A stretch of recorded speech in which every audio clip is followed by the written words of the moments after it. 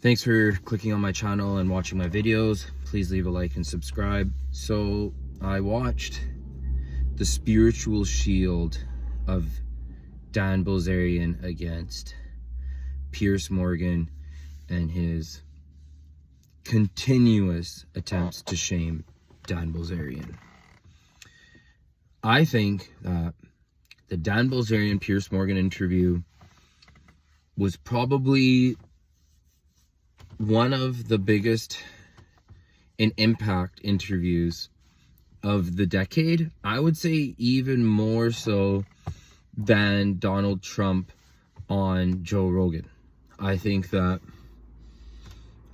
all these things are interconnected. There's a lot of dots that need to be connected. There's a lot of overlap. There's a lot of gray.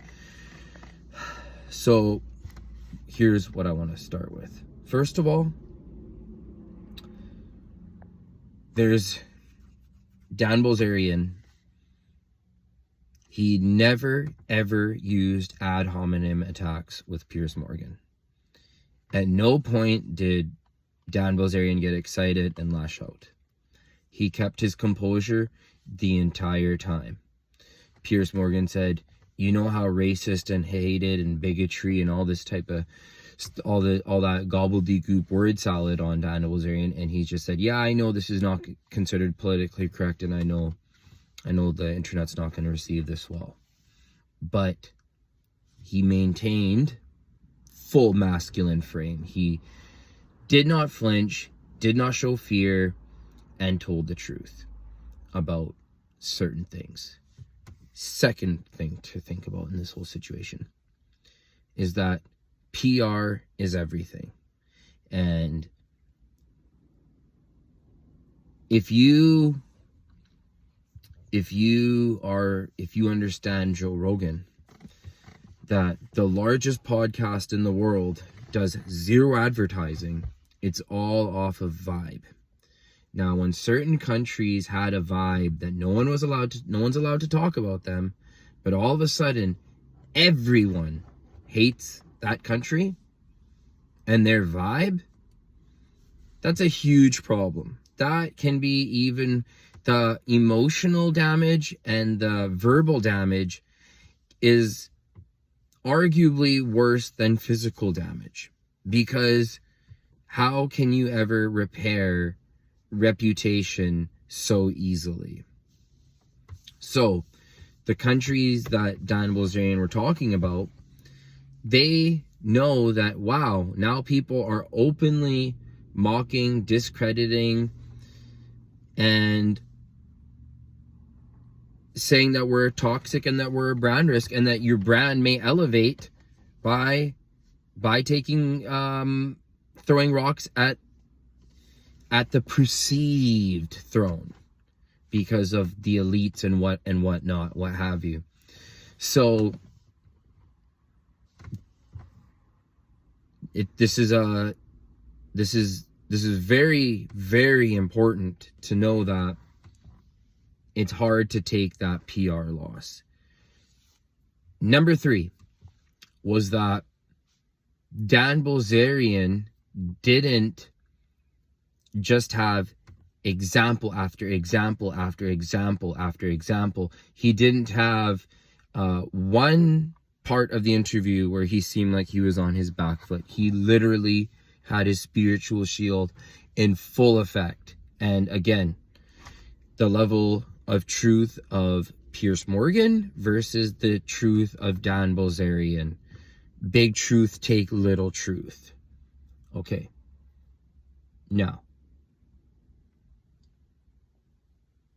when he said everything that he said, one point that stuck out to me, and one point that I think everyone should pay attention to, is that he said, well, I don't like what's said in their book.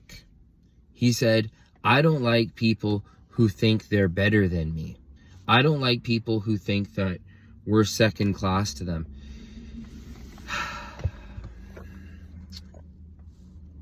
A lot of people from other religions get a lot of heat from what's in their so-called books, and You have people like Sam Harris who say, well, if even 1% of 1% of 1% act on the extreme doctrines of the book, but they never ever criticize the Hindu text, they never criticize the Christian text, and they never can criticize those other books that will never ever come out of these famous atheists.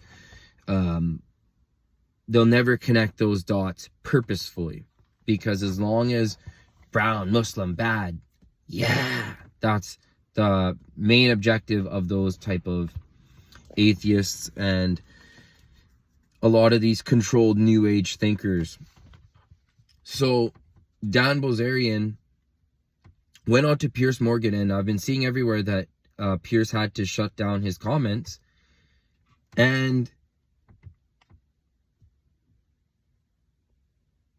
I think that more the Piers Morgan, like, obviously he does his job, but the amount of loss, PR, the amount of the Overton window, that getting that cat back into that bag now just became way weirder.